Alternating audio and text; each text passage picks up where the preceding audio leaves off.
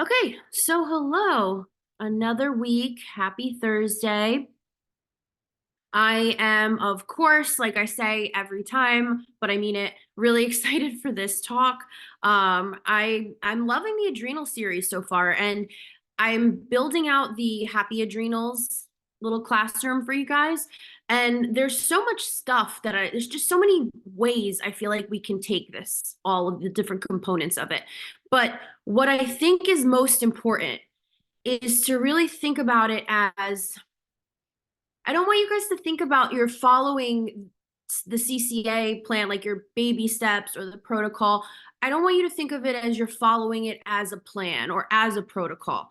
I want it to more so be like a set of standards you have for yourself that just is how you carry on each day. You know, like certain things you're more conscientious of than others, just because I think what gets to be overwhelming is thinking that because we have these illnesses, we have to have a certain plan that we follow. Well, yes, we have to make changes and we have to take things into consideration that other people don't. That still is different than having a plan, right? Taking things into consideration that other people don't have to, that's a lot more open ended and being able to truly like maintain like it's I always talk about it's important to get results, sure, but if it takes a long time to get them because you're more concerned with keeping whatever it is you achieve sustainable long term, then it really can't be about having a plan, right? It has to be like a here's how I live my life, and that is overwhelming to think that you have to follow a plan for the rest of your life.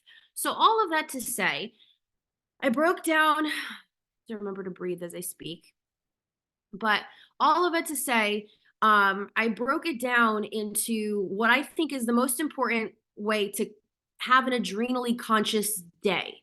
And this kind of transcends baby steps in a way. Like, I want you to try to incorporate whatever you can from this along with the baby steps you're doing, because overall, whether your PCOS is really adrenally focused, whether you have highly active adrenals from CPTSD, whatever the case may be, I think these are just some good core fundamentals to have. And especially if you have finicky hormones, regardless, you want as easygoing a system as possible. So this will help with that. Okay. So I'm breathing like James Gandolfini already, but we're gonna get through it. So the first thing, and I have my chat open, so I want you guys to interact with me as we're doing this. Tell me if there's anything you need me to clarify, and we'll go from there. So I think the biggest thing to remember when it comes to adrenals is that your nighttime sets up your day. If you have a shitty night, it's going to be really hard to come back from that adrenally the next day, because at night, and I know we all know this, it's when everything kind of repairs. So if you're up all night and you're anxious or you're just getting shit sleep, and I'm not saying that it's always internally. It could be you got kids, you got a crazy home situation, you work night shift. There could be a million reasons why your night may be haywire. So all that being considered, if you're not having a deep enough wind down session the night prior, especially if you have a very demanding life, especially if you are adrenally connected or challenged or whatever, you want to have as much of a wind down at night as possible, because you want to give your body the best shot at the best possible sleep given the external things that might be affecting that sleep. So those of you watching here, I want you to grade your current nighttime routine in terms of the power it has to help you wind down. Yeah, let's do it that way. What would you grade it from 1 to 10? 1 being like, I don't wind down, and 10 being like, my house is the epitome of Zen. And I zone out every night and I blissfully drift to sleep. So 1 to 10, what would you grade your bedtime routine? We got a 1.5. Oh God, okay. Let's keep it coming. 0. It's okay, good. Answering honestly. It's a good thing. 4, okay. Another 4, 4, 5-ish. Okay. So we got some winding down. Some people are just like, phew, my day's done and it's my head hits the pillow. There you go. And I think that just goes to show the wide array, right? I don't think a 10 is really realistic for anybody, to be honest, unless there's anybody blessed to have like a Zen studio in their home, if you have like a sauna at home, maybe, but it ain't happening here even, and certainly not in a few months. But anyway, so we're going to figure out how to do a nighttime routine because your nighttime sets up your day. So at night, especially if you're a neurospicy person, um, honestly, I think like as much as most people think it's about decompressing and quiet time, I think a step further is that you kind of have to engage your senses in a way that is calming, especially if you're neurospicy, to be able to wind down. Now, you might be saying, I don't have the energy to like do absolutely anything at the end of my day. And that's fair. It's fair and valid. So, how are you going to stimulate your senses, right? I know it sounds silly, but easy. Get a galaxy light. That's a stimming kind of thing. That's a sensory thing. Can you sit in a dark room with the galaxy light on and just freaking breathe and sit there? Sensory. Can you put your hair up in like I got a pack of satin bonnets from Amazon. This baby hair gets caught and everything. And I put my hair up. I put my galaxy light on. I think you guys have seen my story. We went a little crazy. Like we designed our shower around the fact that like we are serious nighttime relaxation showerers here. But even if you have a shower curtain, it doesn't have to be a glass encasement. You just stick your galaxy light in the bathroom. Take your shower in the dark with the galaxy light on. Maybe put some quiet music on if it doesn't disrupt. If it does, then just stick with the galaxy light and just feel the water on you. Or put the galaxy light on and just put some lotion on. Put the lotion on the skin, in the shower, you get the hose again. Anyway, but you want to stimulate your nerve endings. That really helps, but it doesn't have to be anything major. If you want, like, you can gauge your threshold for what you want to do. If like on a high threshold night, you want to do a little gua sha, some self massage, but on a maybe a quick shower, like I'm saying. On a low threshold night, maybe you just put some lotion on and like just try to deep breathe as you do that and stimulate your nerve endings that way. But that really helps to decompress. I know we say no screen time, and I know we say it's about blue lights, which we might be like, well, I can get away with the blue light glasses. But here's the thing. Really, there's studies about the light in general, but I tend to think of it more in like a physiological sense, right? You're forcing your brain to take in information, even if you're mindlessly scrolling. I don't care if you're watching Nara Smith make cinnamon rolls on repeat, right? That woman's voice is like, she could put me to sleep. But like, I don't care what it is. You're still, when you're looking at a phone, when you're scrolling, when you're doing it, even if you're like watching a movie you're really into or whatever, you're technically forcing your brain to take an image, put it in your brain, flip it around, perceive what it is, and send it back out so that you see it. And that is causing you to stay awake to some degree. It's causing you to not fully stop cortisol production, to allow melatonin to come in and knock your ass out. So I don't want to villainize screen time because I get it. It's a stim for me as well. It is relaxing. The content I watch is not rowdy in any way, but I would still have some planned no brain time. Like just sit there with the freaking galaxy light on and your thoughts. I know it sounds like hellish, but you're going to be stuck in your thoughts the minute the screen's done anyway, right? So might as well get the jump. See, what are you guys saying? Whew. Depends if my kids go to bed on time or not. Totally. 1 out of 10 if they don't, 1 to 10 if they don't, 4 out of 10 if they do. Right? Different thresholds for different days, for sure. Does putting in earplugs and wearing an eye mask count? Yeah, if you want dedicated quiet time. I would try to get some kind of sensory something in there too. I was just looking at Amazon for Galaxy lights. I have some really good recommendations because I've used so many. Some of them are not shower safe, as I've like, and I'm not saying I like put them in the shower with me. Like any kind of steam in the air, any kind of moisture at all, like just fries them. But I found a really good one that has held up for a while, and it's in the shower pretty much, well, in the bathroom while I'm showering, like every night essentially, and we fall asleep to it as well. So I will definitely link that in the chat after this. Okay, so then you have like the stimulation decompression part of your evening, right? I would also, and this one's huge, have, and again, this depends on external factors that might affect this. This might be look different for you, but have a quitting time. Especially those of you, I have a lot of clients, oh, I have to adjust like every 5 minutes because my legs keep falling asleep. Hold on. And now I'm gonna fall over. Okay, so have a quitting time. So have a set time every night and be realistic with yourself.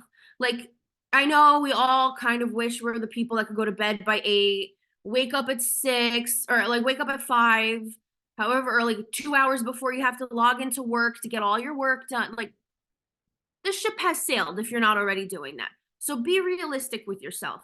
What time, you know, if you set this as your minimum, you know, minimally, like I can be off duty at this time. No screens, no demands, no work, no answering people back, just being left the F alone, getting ready to get into your bed. Pick a realistic time for that. Like, even if it's like 1 a.m. I'm not judging you. Be real with yourself, you know? But have that like consistency where every night it's quitting time. Let me stop what I'm doing. Let me get ready for bed. Get ready to get into bed. I get a second wind at bedtime sometimes. That is from cortisol imbalance. I think I feel like I mentioned tired wired on a recent Zoom. Was it last week? I forget, but I think I mentioned that too, is that tired wired feeling is from a cortisol imbalance. So even more so, it's important to not give in to that energy at that time, because then your body is going to stay on that clock. It's so important that you want to try to get that energy out during the day, even if you don't have it to give in some way, but don't let it be like you're cleaning up behind the sofas at 11 o'clock at night, you know, rearranging a closet or something like that. Try to have a consistent quitting time so your brain can start to form that cycle where I would mention it stops the cortisol, starts the melatonin, and that you want that switch to start happening.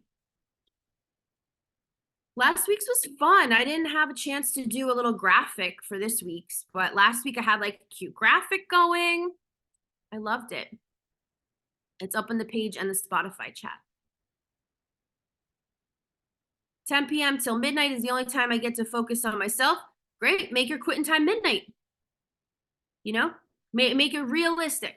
Realistic. Not like I wish I could go to bed at 10. Like, you want consistency. There is no perfect time. The only perfect time is that your body picks up on consistency as much as possible, which especially with your own realistic schedules at home, that's why you got to find one that works, one that fits. It isn't just like sounds good on paper, but like is actually something that you can stick to. For a long time, our quitting time wasn't even quitting time to go to sleep. It was quitting time to like take the shower and go lay in bed with the TV on. And for us, it was midnight. Because if we didn't have that at midnight, we would start the quitting time process at like 2 a.m. And then that was just getting ridiculous. So we figured even if we're like in bed for a while watching TV, those of you who know, we love Naked and Afraid. We watch it every night in bed. But you know, we started that quitting time at 12, and then it got kind of a little bit earlier as we figured out how to like, we have that routine down to a science now. I don't know if it'll help. I'll tell you guys my routine. So quitting time happens. We close up. Just going to be honest, prior to le bébé, Nick rolled up joints, smoked a joint in bed. I gathered any snacks we were gonna eat in bed. Went, showered. God, this is gonna be so different. That just dawned on me now. But I'll find a new fun one. But our old fun routine that's about to expire was we'd get our snacks. We would go get the shower ready. I'd put the towels in the towel warmer. I put my Galaxy light in the bathroom, get the bed prepared, because there are some days I didn't make the bed till we were about to get in it. It is what it is. And then cue up Naked and Afraid on the TV, pause it. We take our shower, come out.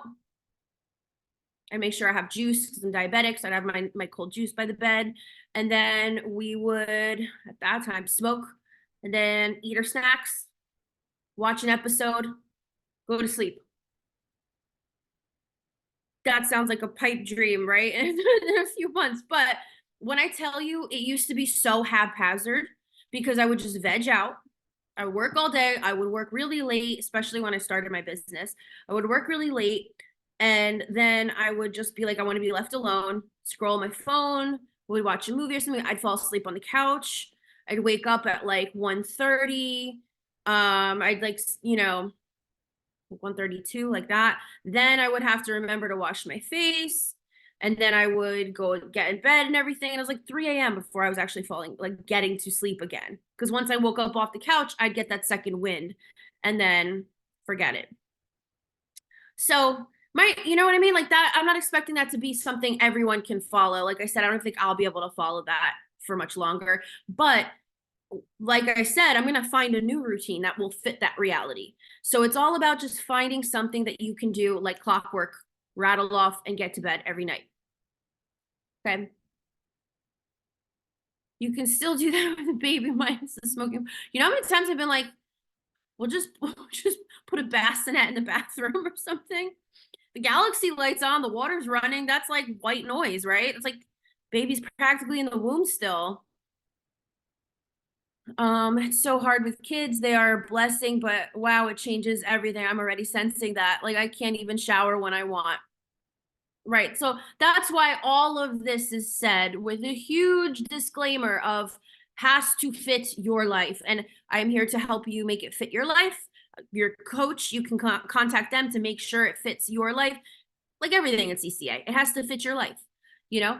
And there might be times where you can totally plan whatever the hell you want, whenever you want to shower. And right now it might not be one of them, but finding something that fits is important. I struggle with this because I feel most creative at that time, which then fuels me wanting to work. And then I go down a rabbit hole and get carried away. So I would set, and I know it's like the most groundbreaking ADHD information, advice in the world, set an alarm, right? Even though I didn't necessarily listen to it to a T, to get the quitting time established in the beginning, I had to set a daily reoccurring alarm because time blindness, it would escape me. So like I said, I would still snooze it and like probably start it a little bit later, but it was just the continuous habit that I kept working towards. Factor in your creative time in your quitting time and put a parameter on it. Don't be creative till the energy wears out because it's going to screw you for tomorrow when maybe if you weren't so adrenally like wired at night, tomorrow during the day maybe you'd have more creativity. I know that sucks because it's probably when you're working for someone else and you want to have it for yourself. I get that. But that's why I'm saying like make it an hour, make it an hour, make it 2 hours, make it realistic to you, but have that consistent like here's my quitting time officially.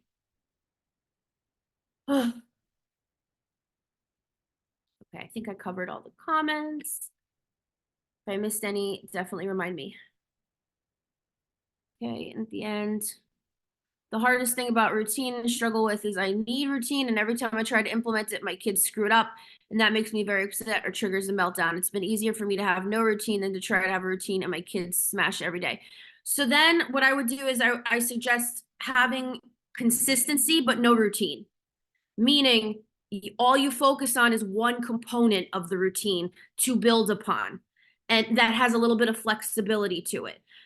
Because like kids will be kids, like it's probably not going to be consistent exactly the same time every night, but make a little like plan B for yourself, right? Plan A, it's a wonderful night in the house and everything goes according to your ideal plan A.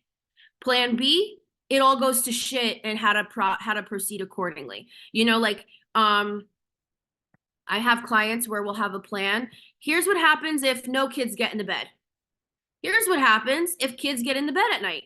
Here's what happens if so and so's partner is snoring like a Mack truck and they can't go to sleep. Like, so figuring out like a bunch of different ways to tackle it if you're faced with that situation with your adrenals in mind, that's the loose, like that's what I was talking about in the beginning, where it's not that you should be on a plan. You should just have a certain set of things you keep conscious of to put and prioritize your adrenals according to your life.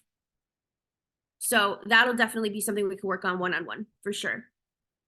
I feel like that's what happens, and then it takes away from the next day, totally, with the creativity. And then it's like all that work, and what did it get me? 100%. 100%, especially creatives. Like, I feel like a lot of creative people, especially neurodivergent creative people that I talk to, they get that creativity at night because that's when kind of the noise quiets down. People don't need anything from them. No one's really awake, or it's not appropriate business hours, so they're not fielding work stuff. It's like really them time, so it's understandable. Factor it in. Okay. Starting your day with eating something. Another key component, and I went into more depth on the last video. So I'm getting so nauseous. I'm really hoping I'm going to make it through this one. Start your day, and I'm like, now that I'm talking about eating something, I'm like, but start your day with eating something. I call it a snackle box. I know it sounds ridiculous, but it's cute, right? It's a little cute.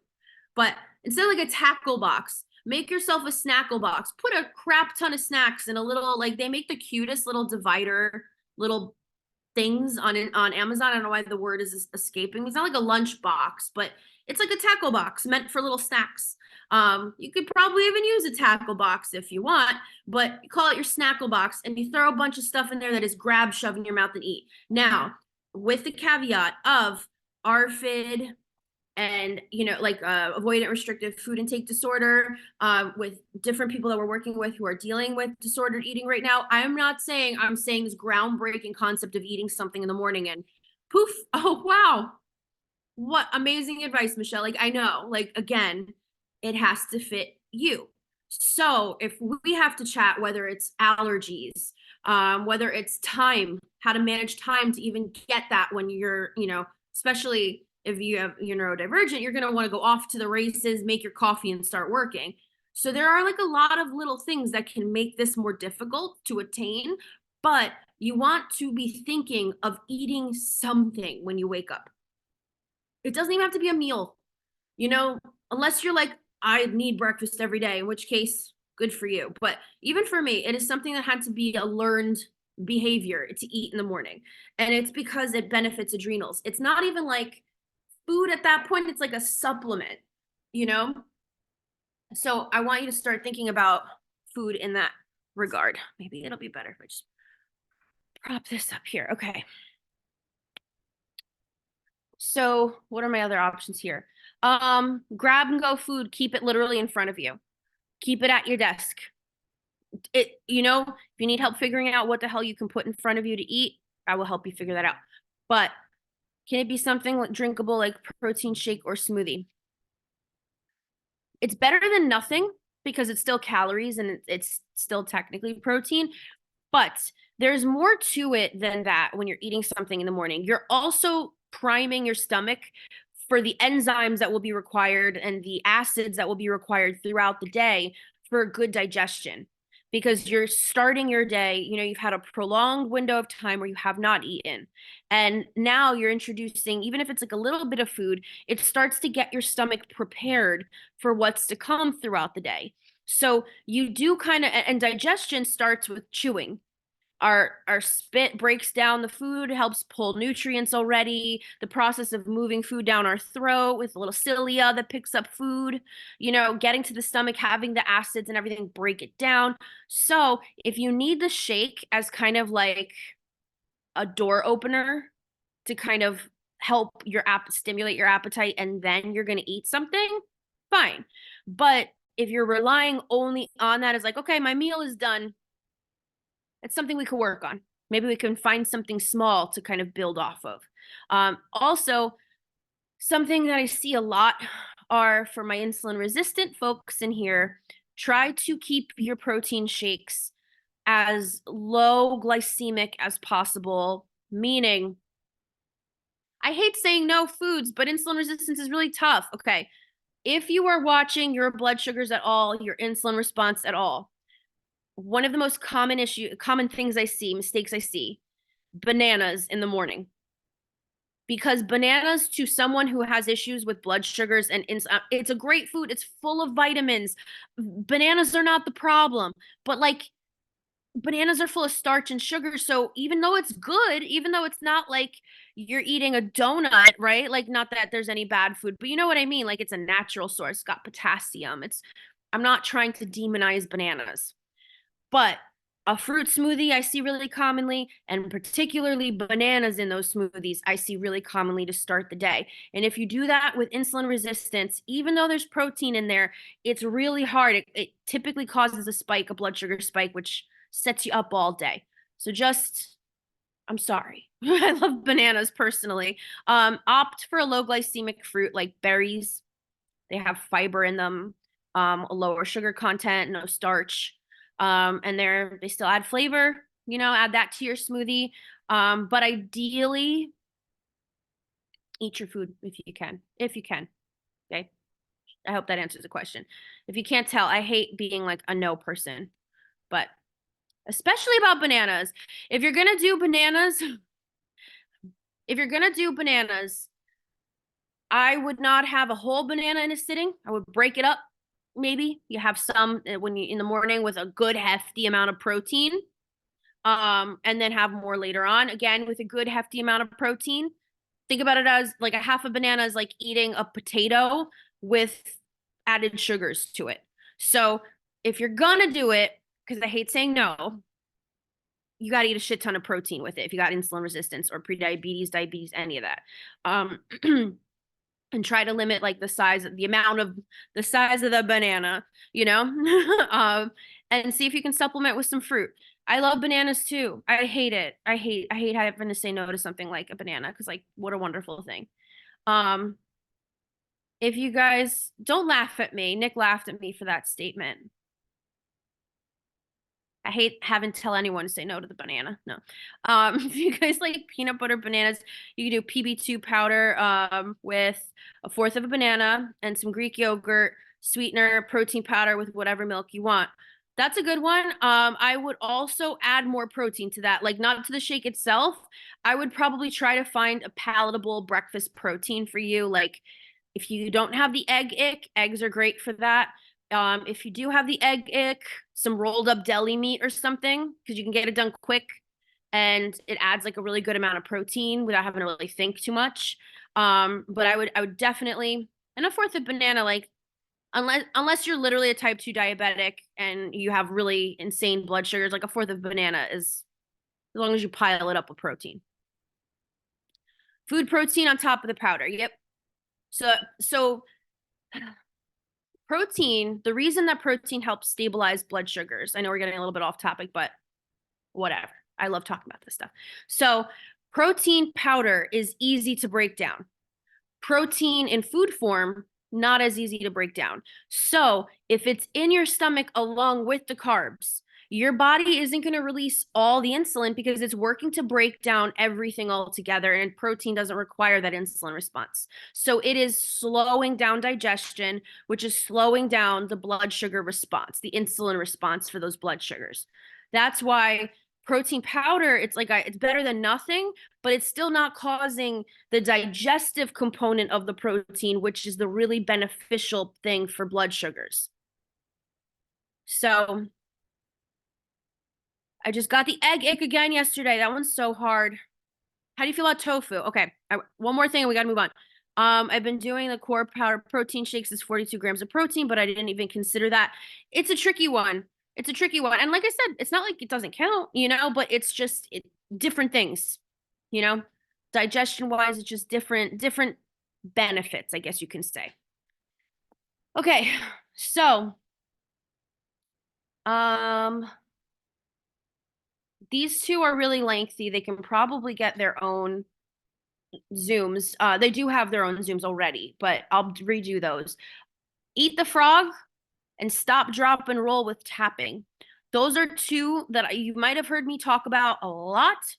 They're really, really, really important. Eat the frog is really important for you to have like a little powwow with yourself before you begin your day. It's a way of framing out your thought process so you don't get overwhelmed and you still get stuff done. I cannot sing its praises enough. It's been absolutely integral for me in my life for like over a decade now. So eat the frog. Look for that Zoom. I will also link it. Stop, drop, and roll with tapping.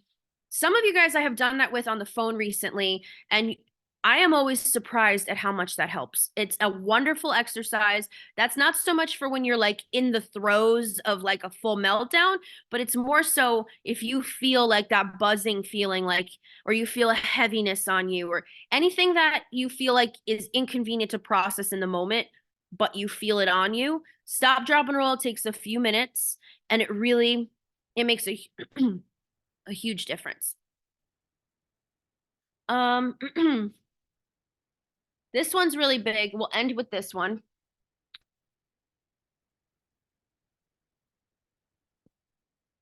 Whew. Break your day into modes. And what I mean by that is, especially those of us who are neurospicy, we have a hard time going from mode to mode to mode. Going from sitting on the couch to cooking food for tomorrow, or I should say packing food for tomorrow. From doing homework with kids to putting a load of wash in, from, just going, especially when you've worked all day and you've had to make decisions all day, or even if you're home all day taking care of everything, you're still making a ton of decisions all day long. And that decision fatigue is really a lot. So when it comes to doing things for ourselves, it kind of just becomes hodgepodge. Does that happen to anybody? Where it becomes like a free for all, and you're just like, let me just get something I can get done while I'm awake until I crash. And then it feels like, what did I even like? All that work, and what did it get me? Basically, the worst. Yes, we're getting tons of yeses here. It's a big, hot topic. The ADHD dread of change of activity and decision fatigue is real. It just, it causes a state of that paralysis. So what you want to do is think about, now you might see, oh my God, Sammy's sleeping next to me and he's like kicking his little paw, and I wish I could flip the camera around on my laptop so you can see it. He's so cute. Anyway, ADHD, but I mean, come on, he's distracting. He's friggin' meatloaf. Transitions are super hard for me. Absolutely. So you might hear this referred to as like habit stacking. I think that's what that means. I've always just talked about it as working in modes. You want to try and pair modes that are similar together. So if you have to cook dinner for you or for your kids or whoever, right? You're already in the kitchen. At that point, put aside one of your snackle box snacks for tomorrow. Put it in a sandwich bag. Put it in a container. Just put it somewhere where you can grab it and have it with you tomorrow, because you're already in the kitchen. If you're thinking about getting it ready for tomorrow from sitting on the couch before bed, you're probably going to forget. You'll remember tomorrow when you're at work and you don't have snacks. So do it when you're cooking dinner already. When you're having to put away laundry, don't put away a week's worth of outfits. I know it sounds crazy, but do you not have a pile of crumpled up laundry anyway? That's like bordering on not being clean anymore? I don't know. Maybe I'm the only one. But if it kind of gets you in that mode already. Like you're picking out, okay, here's a bunch of outfits for this week that are just there in a pile, nice on top of each other here instead of crumpled on my couch. And, maybe that will inspire you to fold more or put more away or whatever. Maybe not, but you had to take the laundry out of the dryer, right? At least you grab those outfits that you keep telling yourself you want to put out the night before and you don't. Well, you do it when you do your laundry instead. Um, I only take my meds in my bed, meaning at night or in the morning. If I have to get out of bed and take them, like meds I have to take during the day, it's so difficult for me to remember. Even my ADHD meds, when I used to take them before getting pregnant, I would have to take them while I'm in bed. They make the little like safety, like little safes for those of you who are worried about like I can't have my pills out next to my kids and everything. Like if they come in, they make like really cool little safety containers. They even have ones that are like fingerprint openable that are cheaper than you'd think. And you can keep them next to your bed. Just wake up. You know why? You know what mode that is? I drink water when I wake up. I take a sip of water. So if I have my meds right there, grab the meds, drink the water. Done. It's a mode. I attach a mode to a mode. So try to think of if you're doing one thing, and especially if that one thing is a chore to you, then think while I'm here, what can I get done? Because then the dopamine of like outsmarting the thing you're dreading hits you, and you're like, yes, fuck you, laundry. You know, like, pardon my French, but you know, um, and it does something. So I don't know if that's habit stacking. If someone has brought that up to me and they're like, is that what that is? I don't know. But I think try to think of like breaking your day into modes, and Eat the Frog will definitely help with that.